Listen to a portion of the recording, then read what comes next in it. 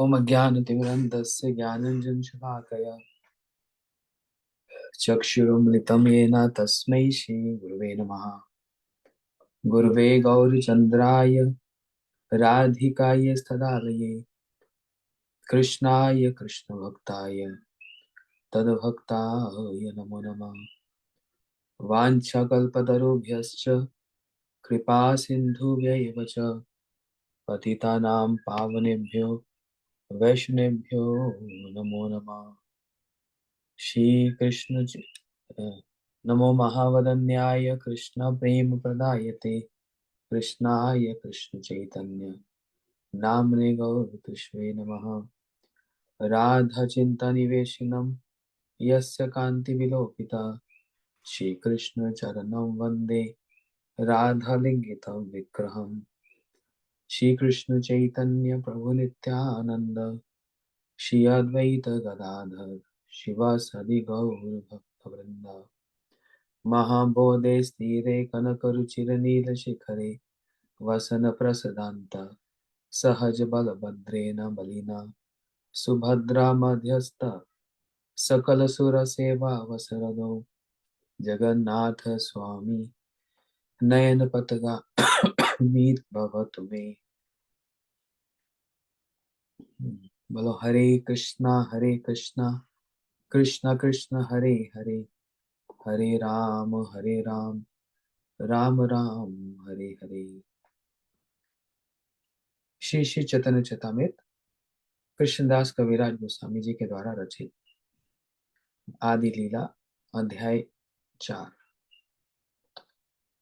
हम लोगों ने कल बड़े विस्तार से श्रवण किया कि योग माया ही कृष्ण के भगवान के इस पृथ्वी पर आने की लीला को योग माया जी कैसे उसको उसकी व्यवस्था करती है, अरेंज करती है, जिसमें भगवान को सुख मिले। और भगवान को सुख कैसे मिले, तो इसलिए कह रहे हैं कि कबू मिले कबू ना मिले देवेरे घटा। कभी मिलन हो कभी मिलन ना हो, इस प्रकार से देवेर घटन योग माया के प्रभाव से ऐसा होगा। इन सब विषयों को हम कल सुन गए, कल सुन लिया, इसलिए इसको फिर से नहीं दोहराएंगे। अब आगे बढ़ते हैं। यही सब रस निर्जास कौरिबे आस्वाद यही द्वारे करेबे सब भक्तेर प्रसाद। इस प्रकार मैं इन सब रसों के सार का स्वादन करूंगा और इन्हीं लीलाओं के द्वारा सभी भक्तों के ऊपर कृपा करूंगा। कौन कह रहे हैं इस बात को? कृष्ण इस बात को कह रहे हैं। इन सब रसों का स्वादन करने के लिए मैं आऊंगा और सारे भक्तों पर कृपा करूंगा। ब्रजे निर्मल राग सुनी भक्तगण राग मार्गे भजे जैन छाड़ी धर्म कर। कह रहे हैं, भगवान कह रहे हैं कि ब्रज के इस निर्मल अनुराग के विषय में श्रवण करके भक्त लोग सभी अनित्य धर्म कर्मों को छोड़कर मेरा राग मार्ग में भजन करेंगे। ये बहुत सुंदर बात। देखो, भगवान भी यही चाह रहे हैं। मेरे इस ब्रज के प्रेम को समझकर, कैसे यशोदा मैया का प्रेम, कैसे सखाओं का प्रेम, कैसे ब्रज गोपियों का प्रेम, ब्रज के इस निर्मल सुंदर अनुराग के विषय में। अनुराग मतलब आसक्ति। किसकी आसक्ति? ब्रजवासियों की कृष्ण के प्रति, कृष्ण की ब्रजवासियों के प्रति। इसके विषय में श्रवण करके भक्त लोग सभी अनित्य धर्म कर्म को छोड़कर, सभी भक्त लोग जितने टेम्परेरी कर्म हैं, अनित्य धर्म हैं, उनको छोड़कर मेरा राग मार्ग में भजन करेंगे। अर्थात रागानुगा भक्ति करके मेरे को प्रसन्न करेंगे, मेरे को वशीभूत करेंगे। तो भगवान के आने का प्रयोजन क्या हुआ? अभी तक हम लोगों ने क्या सुना है? कुछ श्लोक पहले चले जाओ, उसमें क्या लिखा था? प्रेम रस निर्जास कोरित आस्वादन। प्रेम का आस्वादन करने के लिए अपने परिकरों के साथ, और सारे जगत को राग भक्ति प्रदान करने के लिए, रागनु का भक्ति प्रदान करने के लिए। इसलिए भगवान भी हमसे यही चाहते हैं कि रागनु का भक्ति, जो कि कैसी है? प्रेम, ब्रज भक्ति। इसलिए गीता जी में क्या कहा? सर्व धर्मान परित्यज्य माम एकम शरणम व्रजा, अहम त्वम सर्व पापेभ्यो मोक्ष्यामि मा शुचा। सारे धर्मों को त्याग करके एकमात्र मेरी शरण में आ जाओ, मैं तुमको समस्त पापों से दूर कर दूंगा। तो भगवान कह रहे हैं सारे धर्मों को त्याग करके मेरी शरण में आ जाओ। और वहीं गीता जी में भगवान कह रहे हैं यदा यदा ही धर्मस्य ग्लानि भवति भारत। जब जब अ, धर्म की ग्लानि होती है, अधर्म बढ़ जाता है, मैं आकर अवतार लेता हूँ। यदा यदा ही धर्मस्य, मैं आकर धर्म की स्थापना करता हूँ। लेकिन गीता के लास्ट में क्या कहा? सारे धर्मों को त्याग कर दो। प्रभु पहले आपने कहा मैं धर्म की स्थापना करने आता हूँ, फिर आप कह रहे हैं सारे धर्मों को त्याग दो। बात समझ नहीं आ रही। कौन से धर्म को त्यागना है और कौन से धर्म की आप स्थापना करने आई? तो यहाँ पर भगवान कह रहे हैं मैं भागवत धर्म, उसकी स्थापना करने आया। भागवत धर्म का मतलब क्या हुआ यहाँ पर? यही ब्रज भक्ति, रागानुगा धर्म, इस धर्म की स्थापना करने आया मैं। यही मेरा सबसे प्रिय है। अच्छा, भक्तियों ठाकुर जी क्या कह रहे हैं? कह रहे हैं वैकुंठ आदि में, मतलब वैकुंठ और गोलोक आदि में जिन सब लीलाओं का प्रचार नहीं है, उन लीलाओं का मैं इस कृष्ण अवतार में प्रचार करूंगा। उन लीलाओं से स्वयं मैं चमत्कृत हो जाऊंगा। भक्ति ठाकुर जी कह रहे हैं भगवान स्वयं इस बात का विचार कर रहे हैं। वैकुंठ में और गोलोक में भी जिन लीला का प्रचार नहीं है, मतलब वहां पर ऐसी कोई लीला होती नहीं, मैं ऐसी लीला वहां करता नहीं, उन उन लीलाओं को मैं इस कृष्ण अवतार में प्रचार करूंगा। जब मैं इस पृथ्वी पर आऊंगा, उन समस्त लीलाओं को मैं प्रचार करूंगा। कौन सी वो लीलाएं हैं? हम लोग सुना है ना इतने दिनों से, माता मोर पुत्र भावे करे बंदन, अतिहीन ज्ञाने करे लालन पालन। कैसे मेरी मैया मेरे को बांध देती है। कैसे बांधती है? वात्सल्य प्रेम से और एक रस्सी से, ऐसे मैया बांध देती है। राधा रानी कैसे बांधती है? अपने प्रेम से और फूलों की माला वाली रस्सी से बांधती है।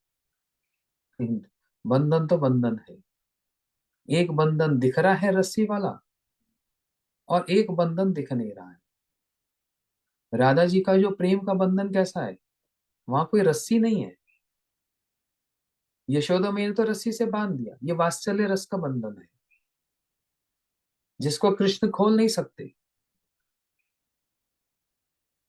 लेकिन राधा जी का बंधन कैसा है? वो है प्रेम का बंधन। उसको खोलना भी चाहे तो खोल नहीं सकते, क्योंकि स्वयं उस बंधन में बंधे रहना चाहते हैं। कृष्ण क्यों छोड़कर जाए राधा जी के उस प्रेम के बंधन में? वहां तो उस बंधन में बड़ा सुख है। यही विचार करके कृष्ण उस प्रेम के अधीन है ना? और वो प्रेम कैसा? दिन पर दिन बढ़ता जाता है, बढ़ता जाता है और बढ़ता जाता है। वो कभी एक समान रहता ही नहीं है। उस प्रेम में कभी हाँ, ऊंचा कभी नीचा, कभी ऊंचा कभी नीचा, मतलब कभी मिलन कभी विरह, कभी मिलन कभी विरह। ये उसकी क्या सुंदरता है, ये उसकी ब्यूटी है। अच्छा, भगवान कह रहे हैं इन सब लीलाओं से मैं स्वयं भी चमत्कृत हो जाऊंगा। मेरी योग माया अपने अचिंत्य प्रभाव से, अचिंत्य मतलब होता है जिसकी चिंता नहीं की जा सकती, जिसको इमेजिन नहीं किया जा सकता कि योग माया ऐसे कर सकती है। योग माया अचिंत्य प्रभाव से मेरी इच्छा से, मेरी इच्छा है, योग माया इंडिपेंडेंट नहीं कर रही है। जैसे मैं इंडिपेंडेंट हूं, स्वतंत्र हूं, ऐसे मेरी शक्ति योग माया भी स्वतंत्र इंडिपेंडेंट है। तो मेरी इच्छा से ही योग माया ऐसा कर रही है। और क्या कर रही है योग माया?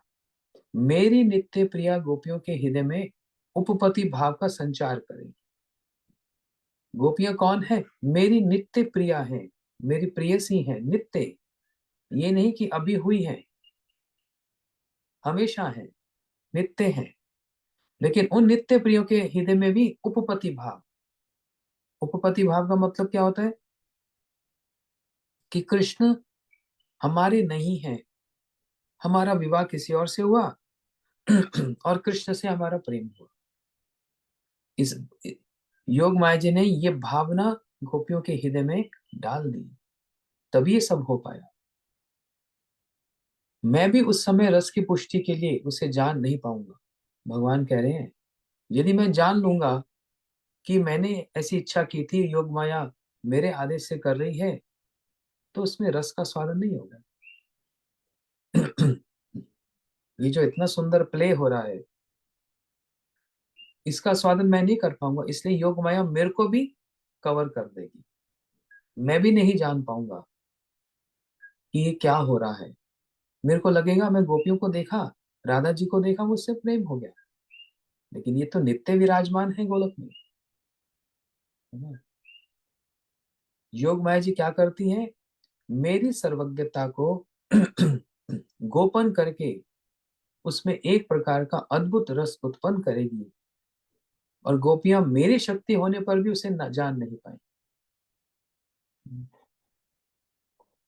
भगवान कह रहे हैं योग माया जी क्या कर रही है? अपनी अचिंत्य शक्ति से, इनकंसीवेबल पोटेंसी, जो कि कंसीव ही नहीं किया जा सकता, जिसको चिंता भी नहीं की जा सकती, ऐसे योग माया जी का प्रभाव है। तो वो योग माया जी क्या करेंगी? मेरी सर्वज्ञता गुण को ढक देंगी। सर्वज्ञता मतलब ओ मैं सब कुछ जानने वाला हूं, ओमनिसेंस, आई नो एवरीथिंग। मेरे इस गुण को योग माया जी ढक देंगी। यदि कृष्ण सब समय सोचते रहे मैं भगवान हूं, तो ब्रज की लीला नहीं हो पाएगी। यशोदा मैया कैसे बांधेगी कृष्ण को? जमुना जी में कृष्ण कूद पड़ेंगे कालिया को दंड देने के लिए, और सारे ब्रजवासी दौड़े दौड़े जाकर जमुना जी में कूद पड़ेंगे। यदि कृष्ण को भगवान मानेंगे तो किसी को जमुना जी में कूदने की इच्छा नहीं होगी। बोलते ये तो ईश्वर है, इसको क्या बचाना, कोई भगवान को बचाता है? नहीं। इसलिए वहां पर सर्वज्ञता वाला गुण हटा दिया गया और प्रेम वाला बढ़ा दिया गया। ये टेम्परेचर बढ़ा दिया। रिमोट होता है ना हाथ में, कभी कौन सा बटन दबाया, कभी कौन सा बटन दबाया। भगवान जो सर्वज्ञ है, सब कुछ जानते हैं, कोई ऐसी बात नहीं जो भगवान नहीं जानते। लेकिन यही नहीं जान पा रहे मेरे बछड़े कहाँ चले गए, मेरे सखा कहाँ चले गए। जो सर्वज्ञ हैं वो क्या हो गए? मुग्ध हो गए, नहीं जान पा रहे कहाँ गए। किसके प्रभाव से? योग माया जी ने बटन दबा दिया। कौन सा बटन दबाया? मुग्धता, बिविल्डर्ड। भगवान को पता ही नहीं, हाथ में दही चावल ऐसे लेकर ऐसे खा रहे, उल्टे हाथ में दही और चावल का कोर लेकर बस ऐसे खा रहे। अरे मेरे सखा कहाँ गए, अरे मेरे बछड़े कहाँ गए। तो कहाँ गया आपका सर्वज्ञता वाला गुण? योग माया जी ने ढक दिया। योग माया जी ऐसे जानबूझकर करती है जिससे कृष्ण की लीला एक्सपैंड हो। अब आप लोग समझ गए होंगे, इतना हम लोग सुन लिया। हाँ,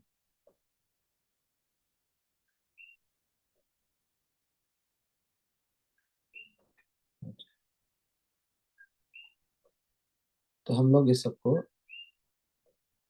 2-3 दिन से श्रवण कर रहे हैं, उसको रिपीट नहीं करो। हम्म,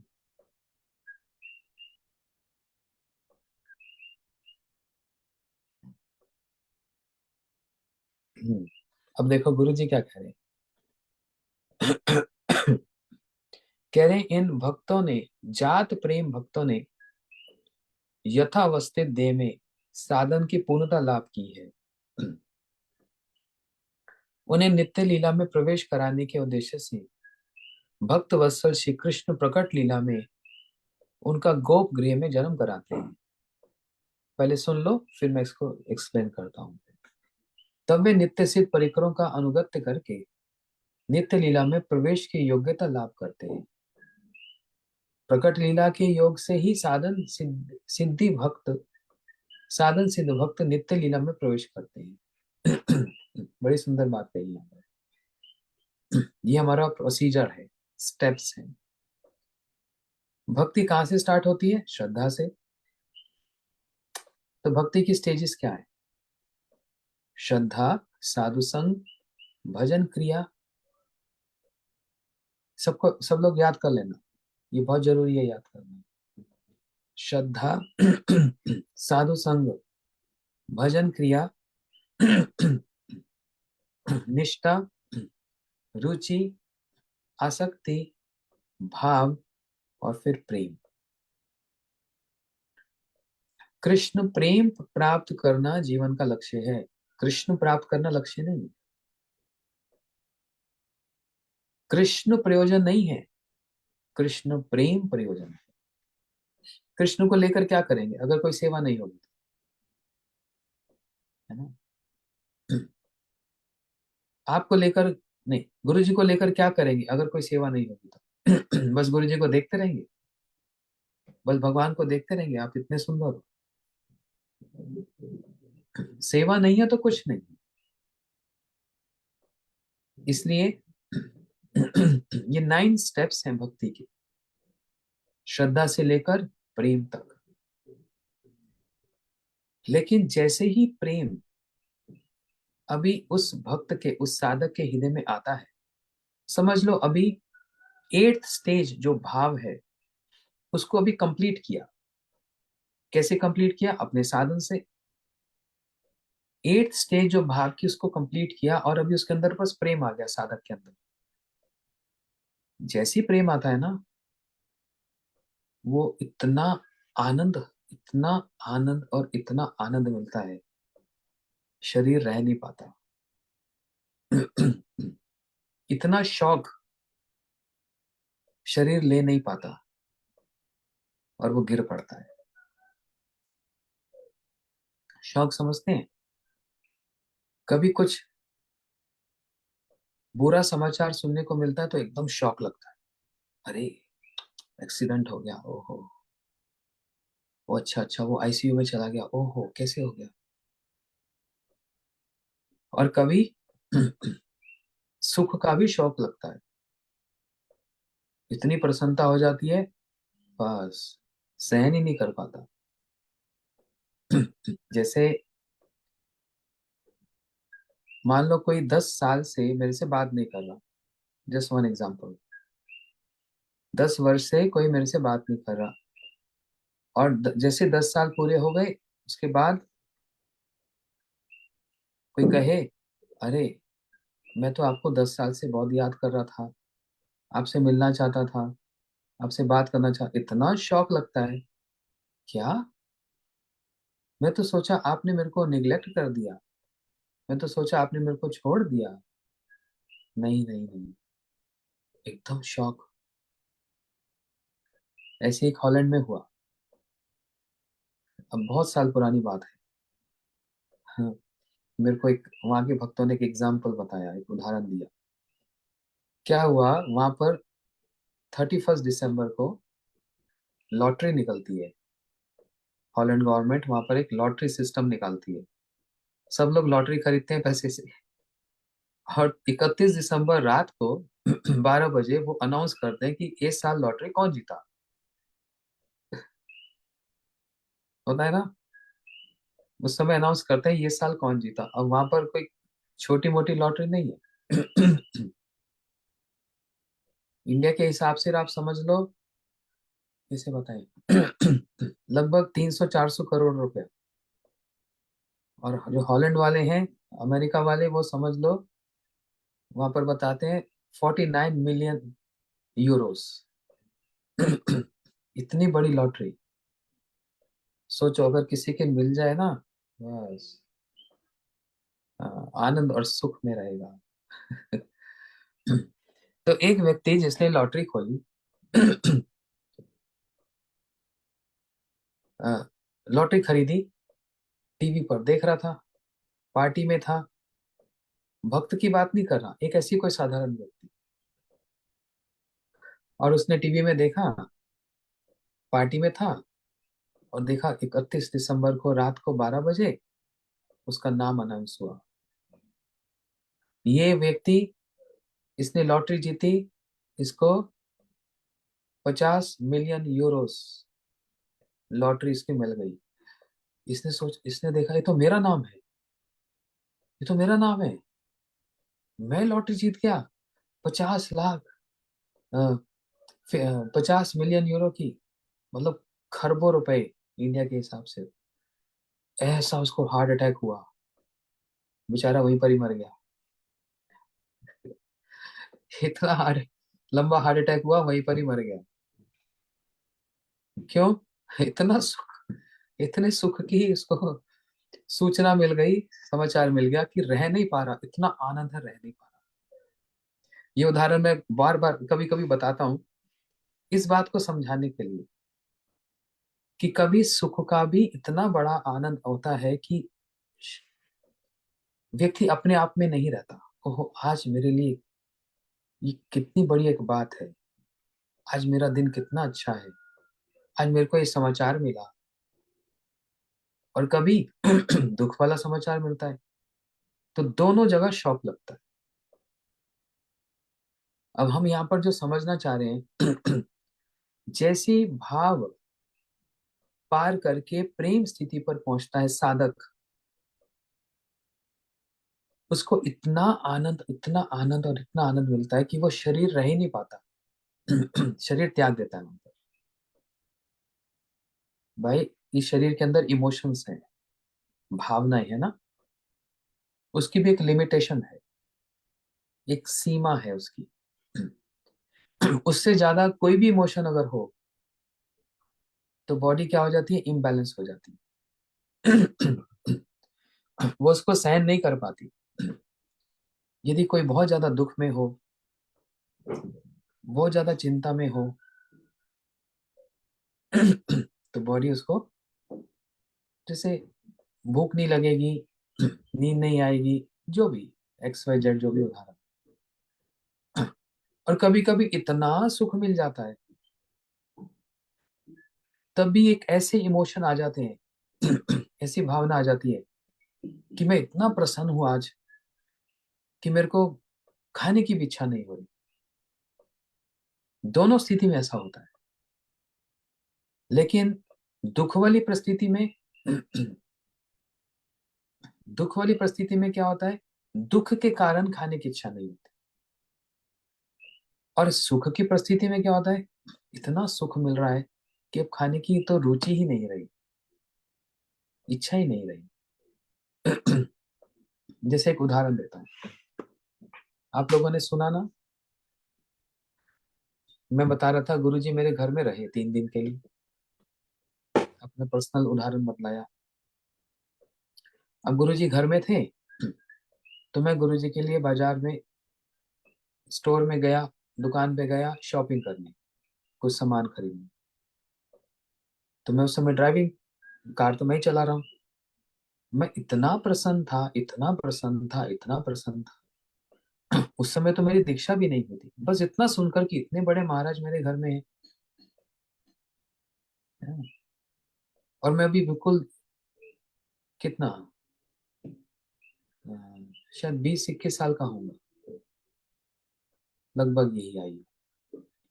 तो मैंने गाड़ी ऐसे खड़ी कर दी बाहर रोड पर। वो पार्किंग एरिया नहीं था, समझ लो नो पार्किंग था। लेकिन मेरे को होश ही नहीं है। मैं इतना प्रसन्न हूं कि होश ही नहीं है। गाड़ी खड़ी करके अंदर सामान खरीदने गया, जब बाहर आया तो पुलिस बोलते आपका चालान होगा, टिकट होगा। मैंने कहा अच्छा। मैंने कहा क्यों? आपने गाड़ी गलत खड़ी कर दी। तो मैंने अपना वॉलेट निकाला, पर्स निकाला। मैंने कहा कितने पैसे चाहिए, बोलो कितने का चालान। ऐसा मेरा मुंह देख रहा था तुमको, क्योंकि वो बड़े थे। बोलते तुमको पैसा देने की बड़ा आज इच्छा हो रही है, तुमने एक बार भी नहीं बोला सॉरी छोड़ दो ऐसा। मैंने कहा नहीं, मैं नहीं बोलूंगा, क्योंकि इस समय मेरी भावना, मैं इतना प्रसन्न हूँ, इतना प्रसन्न हूँ। आप जितना भी चालान करेंगे, टिकट पैसा होगा, मैं दूंगा, ले लो और बस मेरे को जाने दो। बोलता है भैया, ये इंडिया की पुलिस है, ये अमेरिका यूरोप की पुलिस नहीं, वहां पर दूसरा सिस्टम है। वहां पर भावना भावना कोई नहीं देखता। वहां पर तो बस देखने के साथ ही कोई पूछता भी नहीं है क्यों कैसे। कभी कभी पूछते हैं। मैंने बोला आज मेरे घर में एक बहुत बड़े महाराज आए हैं, मेरे गुरुजी आए हैं। और मैं उनके लिए सामान खरीदने आया। आज मैं इतना प्रसन्न हूँ, इतना प्रसन्न हूँ कि मेरे को होश नहीं है। होता है ना, दुख में एक व्यक्ति अपने होश खो बैठता है, और सुख में भी अपने होश खो बैठता है। दोनों स्थिति एक जैसी है। लेकिन दुख में पेन होता है, और जब इतने भाव में, इतने सुख में है, तब भी सोच मैं दूसरी दुनिया में हूँ, मैं इस दुनिया में हुई नहीं। है ना। तो ऐसी एक स्थिति। तो मैंने कहा कि आप पैसा लीजिए और मेरे को जाने दो। तो मेरे को देखकर बोल रहा है, हाँ तुम तो अभी बड़ा यंग बच्चा है ना, 20-21 साल का, तुम इतना प्रसन्न है, गुरुजी तुम्हारे घर में आए। मैंने कहा हाँ। अच्छा अच्छा, तुम भक्त हो। मैंने कहा हाँ हूँ। अच्छा जाओ बच्चा जाओ, हम तुम्हें चालान नहीं करेंगे, कोई टिकट नहीं होगा, जाओ। हम्म, तो उस जाने दिया, कोई उसमें पेनल्टी कुछ नहीं हुआ। तो कहने का मतलब क्या, कभी हृदय इतना प्रसन्न हो जाता है, इतना आनंद और सुख में होता है कि होश ही नहीं है। उस समय भी खाने की होश नहीं है। लेकिन जैसे दुख में चिंता होती है, ऐसे सुख में भी चिंता होती है। दुख में चिंता ये होती है कि ये दुख कब जाएगा, ये मेरा रोना कब जाएगा। और सुख में चिंता ये होती है कि ये दुख मेरे से कभी छूट ना जाए। समझ रहे हैं? जो बहुत, जिसी को बहुत ज्यादा सुख मिल जाए ना, उसको भी एक इनसिक्योरिटी होती है, उसको भी एक भय होता है। अरे सुख वाले को भी भय होता है, हाँ। क्या क्या भय, ये दुख कहीं चला ना, ये सुख कहीं चला ना जाए, ये ऐसे ही रहे। जैसे हमारे एक भक्त हैं इंडिया में, उन्होंने अपना बिजनेस स्टार्ट किया एकदम छोटे से, और अब बहुत बड़ा हो गया। तो जब भी हम उनके पास जाते हैं ना, कहते हैं महाराज भगवान से ये प्रार्थना करते हैं। इनका क्या प्रार्थना, बिजनेस बढ़ जाए? बोलते हैं नहीं नहीं, हम लालची नहीं है, हम लोभी नहीं है, हम ग्रीडी नहीं है। मैंने कहा तो फिर क्या? बस ये कि जितना है उतना बचा रहे, ये कम ना हो जाए। इतना हमारा संतुष्टि है। तो ऐसे ही वो सुख, ऐसा सुख है जितना वो सुख बढ़ता जाता है उतना उसमें भय भी बढ़ता चला जाता है। लेकिन ये भय दूसरे वाला भय है। ये डर दूसरे वाला है। गोपियों का कृष्ण से प्रेम बढ़ता जा रहा है, लेकिन साथ साथ भय भी बढ़ता जा रहा है। क्या भय बढ़ रहा है? कहीं कृष्ण हमको छोड़ दे तो, ये अगर चले गए तो, ये भय भी साथ साथ बढ़ता है।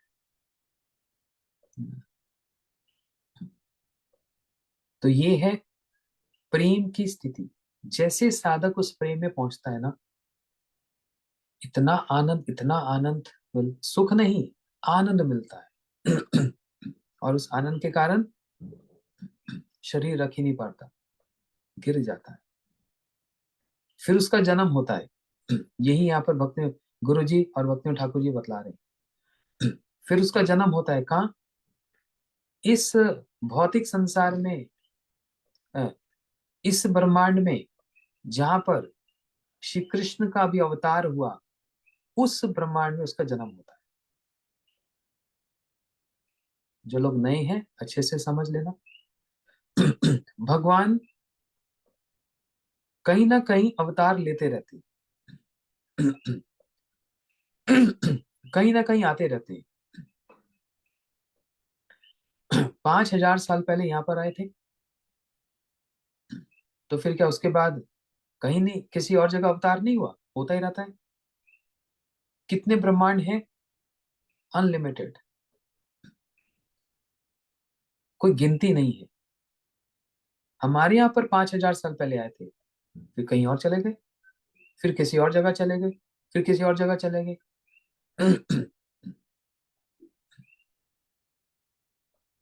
इसको बोलते हैं नैमित्तिक लीला। इसका जो टर्म है, नैमित्तिक लीला। और जो गोलोक वृंदावन में रहते हैं उसको कहते हैं नित्य लीला। वो नित्य लीला एक फ्लो में चलती रहती है बस, एक फ्लो चलता है उसका। लेकिन इस ब्रह्मांड में जब पृथ्वी पर आते हैं तो नैमित्तिक लीला होती है। उस नैमित्तिक लीला में एक फ्लो नहीं होता, वहां पर ऐसे ऊपर नीचे होता है। राक्षस को मारा, पूतना अगासुर बकासुर को मारा, मथुरा चले गए, द्वारका चले गए, ये सब, ये नैमित्तिक लीला है। तो इसलिए इस ब्रह्मांड में आए थे 5,000 साल पहले, अब कहीं और जन्म नहीं, किसी और ब्रह्मांड में चले गए। तो जहां पर, ये पॉइंट नोट करना, जहां पर भगवान अपने सारे ब्रजवासियों के साथ जिस ब्रह्मांड में आए हैं,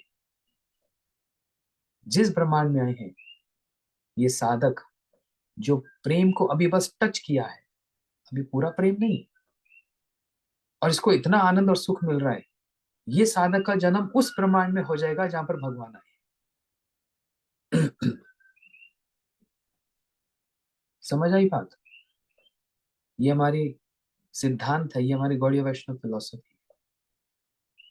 फिर से समझो, एक व्यक्ति श्रद्धा से लेकर, श्रद्धा, साधु संग, भजन क्रिया, अनर्थ निवृत्ति, निष्ठा, रुचि, आसक्ति, भाव, जब इस स्टेज पर पहुंचता है, और जैसी एक एक स्टेज पार करता है, उसका अ, अ, आनंद बढ़ता चला जाता है। और जैसे भाव को टच, भाव क्रॉस करके प्रेम को टच करता है, इतना आनंद मिलता है, उसका शरीर समाप्त हो जाता है, रह नहीं पाता हूँ। क्योंकि इतना सुख, इतना आनंद इस शरीर में कोई व्यक्ति सहन नहीं कर पाएगा। उसके लिए एक दूसरा शरीर चाहिए। अब दूसरा शरीर कहाँ मिलेगा? बोलते उस ब्रह्मांड में मिलेगा, उस यूनिवर्स में मिलेगा जहां पर कृष्ण आए हैं। अपने सब भक्तों के साथ। एक गोपी के गर्भ से जन्म होगा, ये हमारी प्रोसेस है। एक गोपी के घर से, गर्भ से उस साधक का जन्म होता है। और फिर क्या होता है? साधु संग। किसके साथ साधु संग होता है? डायरेक्ट ललिता विशाखा, डायरेक्ट सखियों के साथ, ललिता जी, विशाखा जी, तुम विद्या, ये सब, रूप मंजरी, क्योंकि जहां पर भगवान आएंगे वहां पर ये सारे परिकर भी होंगे, तो वहां पर डायरेक्ट संग होगा किसका? ललिता सखी का। और ललिता जी बोलेंगी जाओ, राधा कृष्ण बैठे हैं उनके चरण दबा कर। साधक कांप जाता है, मैं, ठाकुर जी विराजमान, राधा रानी, उनके चरण मैं दबाऊंगा? ललिता जी सब ट्रेनिंग देती है वहां पर।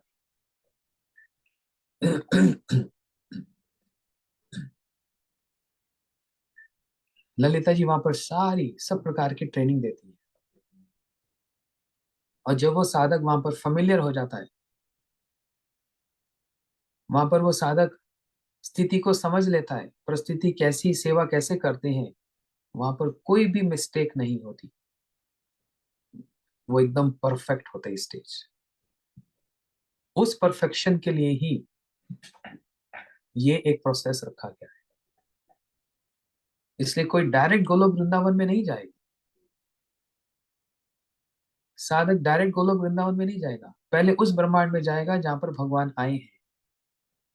और वहां पर जैसे बोलते हैं ना, वर्क एंड ट्रेनिंग टुगेदर। क्या बोलते हैं उसको? भूल गया वो वर्ड, अप्रेंटिसशिप। हाँ, इंटर्नशिप, यस, इंटर्नशिप। ये कौन सी शिप है? एक तो सेल्फिश है, एक ये शिप है, इंटर्नशिप, ओके। तो वहां पर जाता है तो काम भी कर रहा है और सीख भी रहा है। ऐसे ही वो साधक भी वहां पर सेवा भी कर रहा है, ट्रेनिंग भी ले रहा है और परफेक्ट हो रहा है। हम्म। और उस ट्रेनिंग के बाद जब परफेक्ट हो गया, जब भगवान वहां से, जब भगवान उस ब्रह्मांड से गोलोक जाएंगे, उसको अपने साथ ले जाएंगे। समझ आ रही है बात? ऐसे उनको साथ ले जाएंगे। कहाँ ले जाएंगे? गोलोक वृंदावन में। अब उनको, उस साधक को गोलोक वृंदावन में रख दिया, अब फिर किसी ब्रह्मांड में आ जाएंगे, फिर वहां पर भी कलेक्ट करेंगे उन साधकों को जिनको प्रेम प्राप्त हो गया है, वहां से कलेक्ट करके फिर उनको कहाँ ले जाएंगे? गोलोक वृंदावन ले जाएंगे। ये भी भगवान के आने का एक कारण है, भगवान क्यों इस ब्रह्मांड में, इस पृथ्वी पर आते हैं। एक तरफ तो अपनी लीला का आस्वादन करने के लिए, दूसरी तरफ उन सारे भक्तों को, उन साधकों को जिनको अभी प्रेम बस टच किया है, उनका प्रेम बढ़ाकर उनको गोलोक में पहुंचाना है। देखो भगवान कितना परिश्रम करते हैं। ये प्रोसीजर है। कितना सुंदर प्रोसीजर है। ये कारण है भगवान के इस पृथ्वी पे आने का, ये भी एक कारण है। अच्छा। तो इसलिए जो गुरुजी बतला रहे हैं ये पूरे पैराग्राफ में, मैं उसको, उसका जिस्ट, उसका सार मैंने आपको बता दिया है।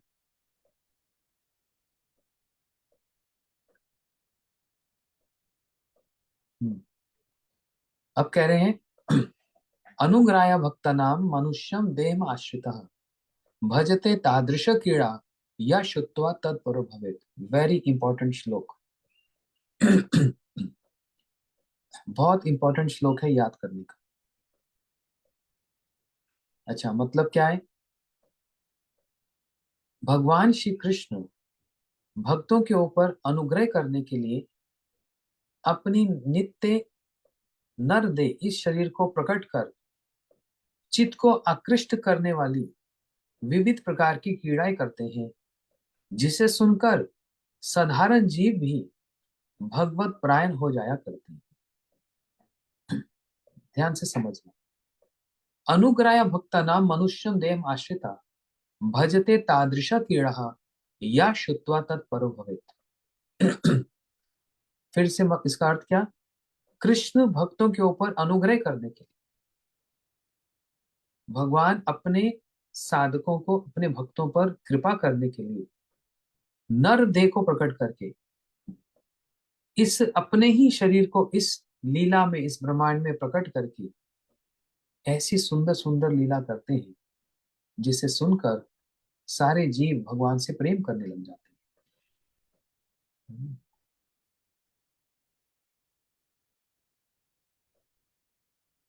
भक्ति ठाकुर जी कह रहे हैं,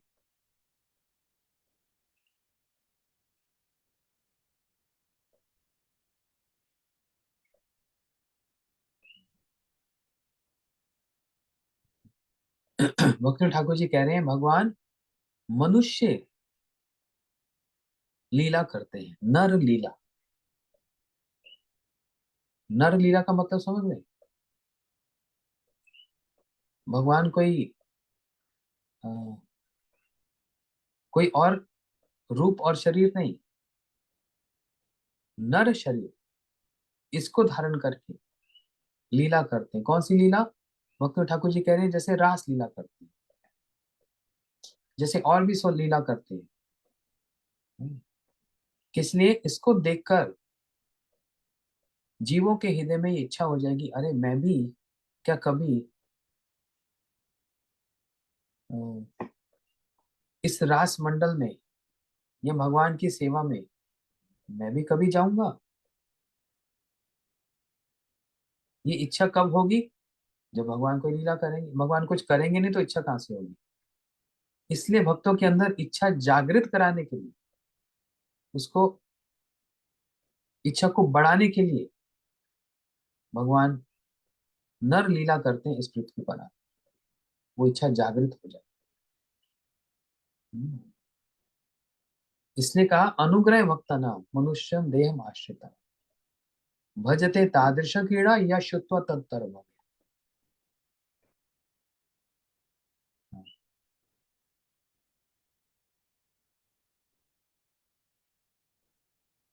ओके। कह रहे हैं कि इन लीलाओं को सुनना कंपलसरी है। इन लीलाओं को सुनना कंपलसरी है। जो नहीं सुनता उसको प्रत्यवाय होता है, मतलब दोष लगता है। कितनी गहरी बात कही है। अगर हम लीलाओं को नहीं सुनेंगे तो हमको दोष लगेगा ना। किस बात का दोष लगेगा? अरे तुम्हारे लिए भगवान आए यहाँ पर, तुम्हारे लिए आए और इतना सब कुछ किया, फिर भी उन कथाओं को तुम नहीं सुनोगे, उन कथाओं को नहीं कहोगे, तो ऋणी हो जाओगे ना, मतलब दोष लग जाएगा ना। इसलिए कहा या शुत्वा तत्पर भवेत। भवेत का मतलब कंपलसरी है हर जीव के लिए ये लीला को सुनना और कहना। हर जीव के लिए कंपलसरी, नहीं तो दोष लगेगा।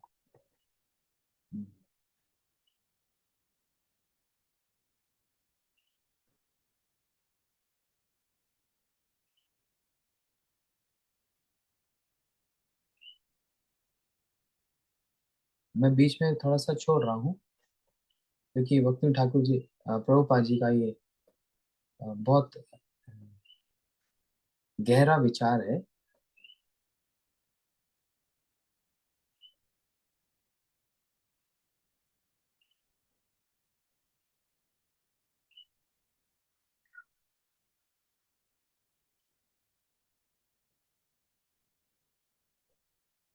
हम्म, अच्छा।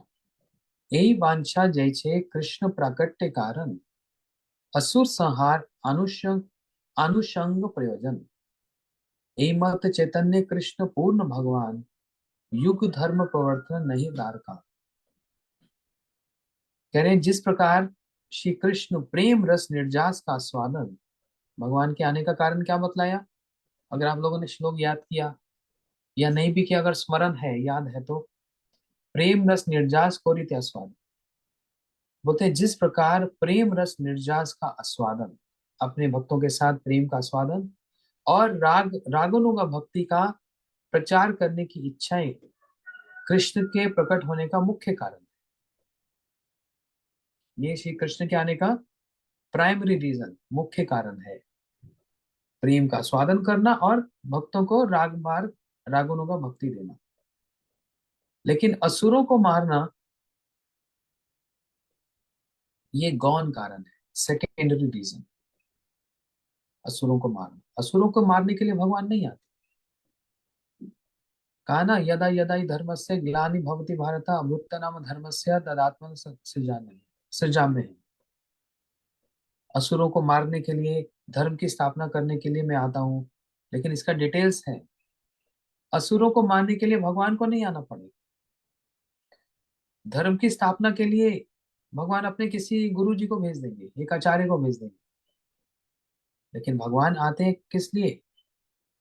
इस धर्म की स्थापना करने के लिए। कौन सा धर्म? परकीय भाव, ब्रज भक्ति। असुरों को मारने का काम भगवान का नहीं।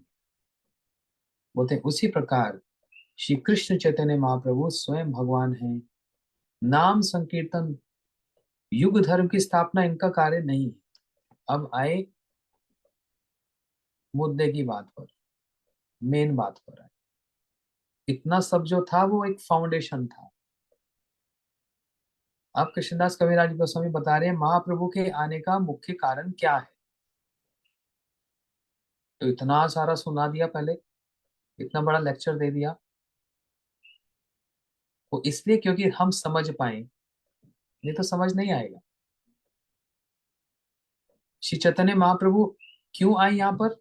बताना तो ये चाह रहे हैं, बताना तो ये चाह रहे हैं कि महाप्रभु यहाँ पर क्यों आए। लेकिन उसके पीछे क्या बैकग्राउंड है, वो बैकग्राउंड थोड़ा सा हिस्ट्री बतानी पड़ती है, वो समझानी पड़ती है। वो महाप्रभु जी कृष्ण हैं। वो कृष्ण असुरों को मारने के लिए नहीं आते हैं। वो कृष्ण प्रेम का आस्वादन करने आते हैं और सबको रागनों का भक्ति देने आते हैं। समझ आ गया यहाँ तक सबको बात? और इसका बहुत डिटेल हमने सुना। अब बता रहे हैं महाप्रभु जी भी यहाँ पर नाम संकीर्तन देने के लिए नहीं आए सिर्फ, ये मुख्य कारण नहीं है महाप्रभु जी। लेकिन आप देखना, मैं नाम नहीं बता रहा, लेकिन ऐसे और बहुत सारे इंस्टीट्यूशंस में जाएंगे, वहां पर वो क्या कहेंगे, महाप्रभु के आने का कारण क्या था? बस नाम संकीर्तन। हम्म, नाम करो, नाम करो, नाम करो। यही महाप्रभु के आने का था। एक बार इंडिया में एक जगह प्रचार करने गया, तो मेरे साथ एक ब्रह्मचारी, अभी छोटा सा बच्चा, 15 साल का, बड़ा अच्छा कीर्तन करता, मृदंग बजाता, गौरव नाम था उसका। तो बड़ा अच्छा कीर्तन करता, बड़ा अच्छा मृदंग बजाता। और वहां पर कुछ भक्तों ने हमको बुलाया, इस्कॉन के भक्त थे, भागवत कथा सुनने आए। उनको ऐसी भागवत कथा सुनी नहीं कभी, क्योंकि वहां पर ऐसी कभी उन्होंने सुनी नहीं। तो संडे प्रोग्राम में हमको बुलाया, महाराज हमारे यहाँ प्रोग्राम में आना। जब हम प्रोग्राम में गए, ये ब्रह्मचारी गौरव मेरे साथ, और भी ब्रह्मचारी मेरे साथ। मैंने सोचा आज इनको कुछ सिखाना चाहिए। मैंने बोला अच्छा, हाँ। उनमें से जो सीनियर था वो सबसे इंट्रोडक्शन करा। बोलते ये प्रभु जी 30 साल से भक्त है, 30 years चैंटिंग। ये प्रभु जी 20 साल से भक्त हैं, सब सीनियर सीनियर। ठीक है महाराज, अब आप कथा सुनाइए। मैंने कहा अच्छा, आप लोग ये बताओ, महाप्रभु इस पृथ्वी पर क्यों आए? हम सब तो गौड़ीय वैष्णव हैं, महाप्रभु के भक्त हैं, तो महाप्रभु जी यहाँ पर क्यों आए? तो सब कह रहे हैं, सब हाथ खड़े करें। तो किस लिए आए? कोई कह रहा है जगाई मदाई का उद्धार करने के लिए, ये कारण था महाप्रभु के आने का। पतितों का उद्धार करने के लिए, हम पतित हैं, पतित हैं हम लोग, फॉलन है, हमारा उद्धार करने के लिए महाप्रभु। मैंने कहा अच्छा बैठ जाओ। दूसरा बोला, महाप्रभु जी नाम संकीर्तन करने आए। मैंने कहा ठीक है बैठ जाओ। तीसरा, महाप्रभु जी अ, नाम का स्वादन करने आए। बस यही यही पर उनका देश था, बस नाम संकीर्तन नाम संकीर्तन नाम संकीर्तन। मैंने बोला अब सब लोग बैठ जाओ। फिर मैंने ब्रह्मचारी को खड़ा किया। मैं कहा तुम सुनाओ, तुम बोलो। 15 साल का बच्चा, और माइक लेकर पहले मंगलाचरण किया, प्रणाम किया। तो कहते हैं महाप्रभु के आने का कारण नाम संकीर्तन नहीं है। सब लोग ऐसे देख रहे हैं, ये क्या बोल रहा है। सोचे बच्चा है ना, उसको पता नहीं, अभी सीख रहा है। हम्म, तो फिर किसी ने पूछा, तुमको पता है महाप्रभु के आने का कारण क्या है? बोलता है हाँ मैं अभी बता रहा हूँ, प्लीज सुनिए मेरे को। कहता है महाप्रभु के आने का कारण राधा प्रणय विकृति हलादि शक्ति रस्मात। पूरा श्लोक सुनाया। अभी हम सुनेंगे इसको। मैं इसलिए अभी इसको सस्पेंस रख रहा हूँ, अभी खोल नहीं रहा इसको। ऐसे 2 श्लोक सुनाए। अभी आप लोगों को याद कराऊंगा ये वाले श्लोक। गौर पूर्णिमा से पहले तक ये 2 श्लोक जरूर याद हो जाने चाहिए सबके। और महाप्रभु के जन्मदिन गौर पूर्णिमा वाले दिन महाप्रभु के सामने श्लोक को सुनाना। महाप्रभु की बहुत कृपा होगी, बहुत आशीर्वाद होगा। तो जब ये बच्चे ने आधा घंटा कथा सुनाई, सबके होश उड़ गए। हमने तो जीवन में कभी सुना नहीं, हमको किसी ने बताया नहीं। हम्म, इसलिए मैं नहीं चाहता आप लोग ऐसा रहे। आप लोग इसको अच्छे से समझ लो। क्योंकि अगर कोई पूछे महाप्रभु के आने का कारण है, आप सबको पता होना चाहिए महाप्रभु के आने का कारण क्या है। सिर्फ नाम संकीर्तन, युग धर्म की स्थापना करना, ये महाप्रभु का कारण नहीं है। फिर क्या कारण है? बोलते कौन कारण है जबे हैला अवतारे मने, युग धर्म काल हैला से काले मिलन। जिस किसी कारण से जब स्वयं भगवान श्री चैतन्य महाप्रभु की अवतार लेने की इच्छा हुई, तब युग धर्म काल उस काल में मिल गए। महाप्रभु इस संसार को कुछ देने के लिए आ रहे हैं। लेकिन जब उन्होंने आने की इच्छा की, उसी समय कलयुग का जो युग धर्म है वो भी उसी समय अ, प्रकट हो गया। तो दोनों को कारण एक जैसा लगने लगा है। समझ आई गई बात? नहीं समझ आई? कलयुग का युग धर्म है नाम संकीर्तन। कृत अध्यातो विष्णु त्रेतो जजतमखे, द्वापर परिचर्यम कलोतत कीर्तना। युग धर्म, कलयुग का युग धर्म है। इस युग का धर्म क्या है? नाम। कहते हैं ना, कलयुग केवल नाम आधारा, सुमर सुमर नर उतर ही पारा। कलयुग का धर्म क्या है? नाम संकीर्तन। और उसी समय महाप्रभु ने भी आने की इच्छा कर ली। बस यही अंतर हो गया। लेकिन ये नहीं सोचना कि महाप्रभु जी नाम संकीर्तन देने आए। वो दोनों चीज एक साथ मिल गई, ऐसा लगता है कि महाप्रभु जी नाम संकीर्तन देने आए।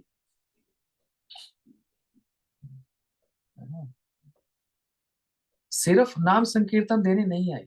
कलयुग के जिस प्रथम संध्या में, फर्स्ट सेक्शन ऑफ कलयुग, जब महाप्रभु जी आए उसी समय युग धर्म, कलयुग का युग धर्म नाम संकीर्तन भी उस समय चल रहा था। तो महाप्रभु जी वहां पर आ गए। तो ऐसा लग रहा है महाप्रभु जी नाम संकीर्तन के लिए ही आए, क्योंकि वो दोनों काल मिल गए। वो दोनों सिचुएशंस मिल गई हैं।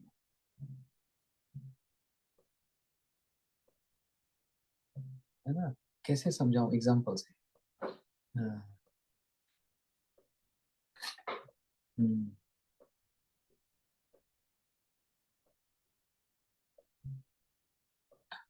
अच्छा। आपके अभी 2 दिन पहले मैंने हॉलैंड में कथा बोली। सरप्राइज विजिट था। सारे भक्त लोग गुरु जी की व्यास पूजा मनाने के लिए बैठ गए। अब उस घर में, उनके घर में उद्देश्य क्या है? गुरु जी की व्यास पूजा मनाना, कथा कीर्तन, गुरु जी की कथा को सुनना, ये मेन उद्देश्य है, मुख्य उद्देश्य। उसमें मैं भी आ गया स्क्रीन पर। मेरा आना उद्देश्य तो वहां पर नहीं था, लेकिन एक भावना थी कि मैं भी कथा सुनाऊं। इसलिए वो दोनों चीजें क्या हो गई? मिल गई। ऐसे थोड़ा सा शायद आप समझ लेंगे। कलयुग का धर्म है नाम संकीर्तन, और महाप्रभु जी भी कलयुग में आ गए, तो दोनों चीजें मिल गई। लेकिन महाप्रभु जी नाम संकीर्तन देने के लिए ही नहीं आए बस।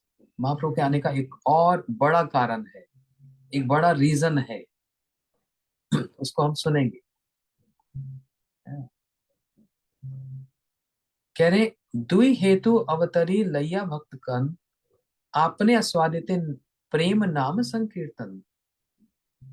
अंतरंग और बहिरंग, इन दोनों कारणों से स्वयं भगवान अपने भक्तों को लेकर अवतरित हुए और भक्तों के साथ प्रेम एवं नाम संकीर्तन का आस्वादन किया। और इस प्रेम आस्वादन, इस नाम संकीर्तन के आस्वादन से चंडाल, कुत्ते का मांस खाने वाला इतना गिरा हुआ व्यक्ति भी प्रेम को प्राप्त कर पाया, प्रेम को पार कर पाया। कविराज गोस्वामी बतला रहे हैं, मैं इसको डिटेल में बताऊंगा, इसको मैं जल्दी जल्दी नहीं बताना चाह रहा क्योंकि अभी समय समाप्त हो रहा है।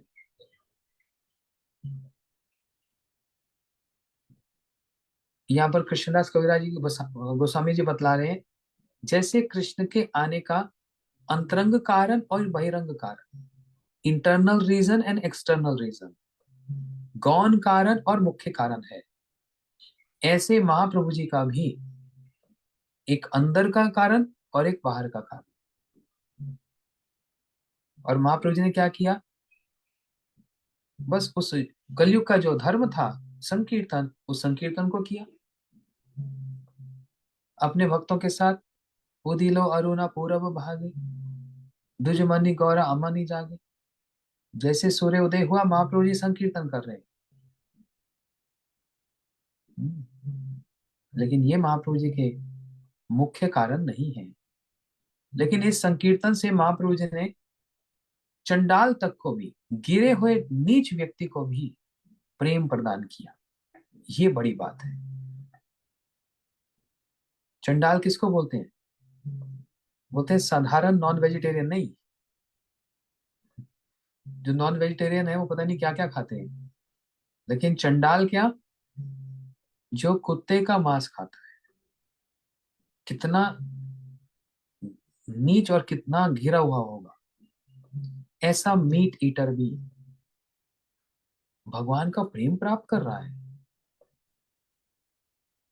किसकी कृपा से? महाप्रभु जी की कृपा से। क्या ऐसा व्यक्ति भी क्वालिफाइड हो सकता है भगवान का प्रेम प्राप्त करने में? महाप्रभु जी ने, इसलिए महाप्रभु जी इसलिए आए ऐसे लोगों को भी प्रेम में अधिकार देने के लिए, कृष्ण भक्ति, कृष्ण प्रेम प्राप्त करने के लिए। महाप्रभु जी इस नाम के द्वारा, तो इसलिए इसका मतलब क्या बताया? नाम ही सबसे बड़ा प्रायश्चित है। अबट शपच तो गृहान, या जीवाग्रे वर्तते नाम तुम्भ्यम। श्रीमद् भागवतम,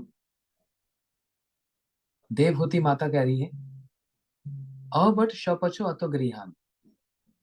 एक शौपच मतलब कुत्ते का मांस खाने वाला व्यक्ति भी, या मांस खाने, कोई भी मांस खाने, गंदा सा मांस खाने वाला। जैसे मैं कुछ साल पहले साउथ अफ्रीका गया था प्रचार करने। तो अफ्रीका तो बहुत बड़ा है ना, पूरा कॉन्टिनेंट है, उसमें अलग अलग कंट्रीज हैं। तो पता नहीं कौन से एक देश था अफ्रीका का, उसके प्रेसिडेंट का बर्थडे था। न्यूज में आया था ये बात। उस कंट्री के, उस देश के प्रेसिडेंट का बर्थडे था और उसने पार्टी बुलाई अपने घर में, सारे मिनिस्टर्स को बुलाया और पार्टी में खिलाया क्या सबको? हाथी का मांस, एलिफेंट। एक हाथी को मारकर उसको पकाकर वो खाया। बोलने में इतना घृणा सी लगती है, ऐसे ऐसे मांस खाने वाले लोग। लेकिन देखो नाम प्रभु कैसे हैं। एक कुत्ते का मांस खाने वाला व्यक्ति भी, उसकी जीवा पर भगवान का यदि नाम आ जाए, बोलते वो इतना ऊंचा हो जाता है, ब्राह्मण जैसा हो जाता है, ब्राह्मण जैसा हो जाता है। ये तो भागवत का श्लोक है, ये तो हमारा किसी का आपका बनाया हुआ श्लोक नहीं है। इसी श्लोक को लेके प्रभुपाद जी ने सबकी बात का खंडन किया कि अमेरिका, यूरोप, रशिया, यहाँ के लोग सब मीट खाने वाले, मीट खाते थे, अब नहीं। जो पुराना हो गया वो पुराना हो गया, प्रेजेंट की बात करो। Past is past. अब प्रेजेंट में क्या कर रहा है? क्या अभी भी खाता है? नहीं। इसलिए अभी क्या करता है? नाम करता है, और नाम करने से उसने सब प्रायश्चित कर लिया। नाम ही सबसे बड़ा प्रायश्चित है, नाम से बढ़कर और कोई प्रायश्चित है ही नहीं। कितनी भी तपस्या कर लो, कुछ भी कर लो, लेकिन सबसे बड़ा प्रायश्चित क्या है? नाम। तो श्री चैतन्य महाप्रभु संकीर्तन करके, भक्तों को नाम प्रदान करके, चंडालों को भी इस नाम के द्वारा, बोलते हैं ऐसे नहीं बस सिर पे हाथ रख दिया तुम्हारा प्रेम हो गया, नाम तो करना पड़ेगा। इस नाम को करके वो सब प्रायश्चित को कर सकता है। नाम इस सबसे बड़ा प्रायश्चित है। गौर प्रेमानंदे, हरि हरि बोल। अच्छा, कल क्लास नहीं होगी, कल हमारी ट्रैवलिंग है, यात्रा है, हम दूसरी जगह जाएंगे। ये तो हमारा होता ही रहता है, 5 दिन इधर, 6 दिन उधर। आप लोग अच्छे हैं, अपने घर में बैठे आराम से सुख से। आपकी ट्रैवलिंग क्या होती है? बेडरूम से किचन, किचन से ड्राइंग रूम, यहाँ तक। और हमारी तो लंबी लंबी ट्रैवलिंग, हर 5 दिन में, 6 दिन में, अलग अलग जगह पर। तो इसलिए कल सारा दिन ट्रैवलिंग होगी, इसलिए कल हमारी कथा नहीं होगी। हम अब ट्यूसडे को इसी समय पर कथा सुनेंगे, मंगलवार को श्रवण करेंगे। गौर प्रेमानंदे, हरि हरि बोल। हरे कृष्ण।